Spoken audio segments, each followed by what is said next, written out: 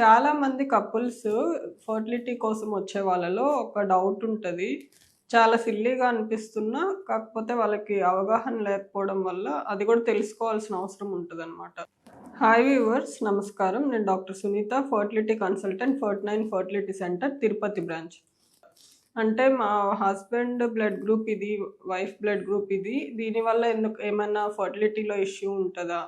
Same blood groups ఉండడం వల్ల ఏమైనా ప్రాబ్లమా అని ఇలా కొంతమంది అడుగుతుంటారు. సో నార్మల్గా ఏంటంటే ఈ బ్లడ్ గ్రూప్స్ అనేటివి మన బ్లడ్లో ఉన్న రెడ్ బ్లడ్ సెల్స్ ఆర్బీసీ మీద ఉండే యాంటీజెన్స్, ఇంకా బ్లడ్లో ఉండే యాంటీబాడీస్, వీటిని బట్టి బ్లడ్ గ్రూప్స్ ఉంటాయి అన్నమాట. ఇవి ఓవరీలో ఎగ్స్ మీద కానీ, జెంట్స్లో స్పర్మ్స్ మీద కానీ బ్లడ్ గ్రూప్తో సంబంధం ఉండదు. సో నార్మల్గా ప్రెగ్నెన్సీ రావడానికి వైఫ్, హస్బెండ్ ఏ బ్లడ్ గ్రూప్ ఉన్నా ప్రెగ్నెన్సీ అనేది వస్తుంది. దాంతో రిలేషన్ అనేది లేదనమాట. సో అలా కాకుండా ప్రెగ్నెన్సీ వచ్చిన తర్వాత ఒక్కొక్కసారి ఇంప్లాంటేషన్ అయిన తర్వాత కొంతమందిలో ఒకవేళ వైఫ్ కనుక ఆర్హెచ్ నెగిటివ్ బ్లడ్ గ్రూప్ ఉండి, అంటే A negative, B negative or O negative, ఇలా ఏదైనా నెగిటివ్, ఏబి నెగిటివ్, ఇలా నెగిటివ్ బ్లడ్ గ్రూప్ ఉండి హస్బెండ్ పాజిటివ్ బ్లడ్ గ్రూప్ ఉంటే కనుక ఒక్కొక్కసారి అంటే వాళ్ళ ఆ వైఫ్లో నెగిటివ్ బ్లడ్ గ్రూప్ అంటే యాంటీబాడీస్ అనేటివి లేవు. సో ఈ హస్బెండ్ బ్లడ్ గ్రూప్ వల్ల బేబీకి కూడా పాజిటివ్ బ్లడ్ గ్రూప్ వస్తే ప్లస్ బేబీ ద్వారా ఆ యాంటీజెన్స్ అనేటివి లోపలికి వెళ్ళి మదర్లో యాంటీబాడీస్ అనేటివి డెవలప్ అవుతాయి, అంటే దానికి ఎగనెస్ట్గా. అది కూడా అదే ప్రెగ్నెన్సీలో ఎఫెక్ట్ ఉండదు.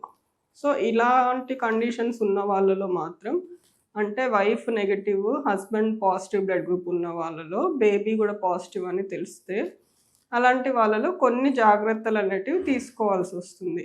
ప్రెగ్నెన్సీ వచ్చిన తర్వాత అంటే 3 monthsకి ఒక బ్లడ్ టెస్ట్ చేస్తారు. దాన్ని బట్టి వాళ్ళకి నెక్స్ట్ ప్రెగ్నెన్సీలో కూడా ఒకవేళ డెలివరీ అయిన తర్వాత బేబీ పాజిటివ్ బ్లడ్ గ్రూప్ ఉంటే కనుక యాంటీ-డి అనేసి ఒక ఇంజెక్షన్ ఇస్తారు.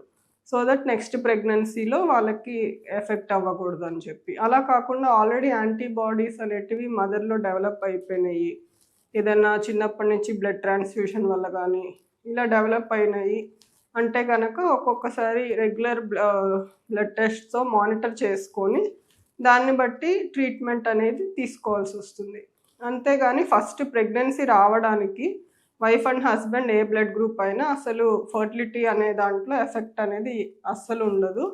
సో దాని గురించి అస్సలు ఆలోచించాల్సిన అవసరం అనేది లేదు. So hope this information is useful for you. Thank you very much.